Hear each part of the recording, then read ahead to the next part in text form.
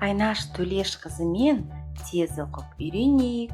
Каналыма жазылып, лайк басуды ұмытпаңыз. Бүгінгі әріп Ж әрпі. Шыдан басталатын сөздер. Жол, жылан, жалау. Мына буындарды менің соңымнан қайтала. Жара, жаға, жорға, жаға, жусан, жалын.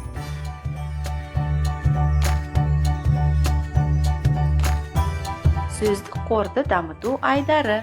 Мына сөздермен күлкілі сөйлем құрастырайық. Жылқы жұмыртқа сатып алып, жастықта ұйықтады. Ал енді келесі сабақта кездескенше сау саламатта болыңыздар.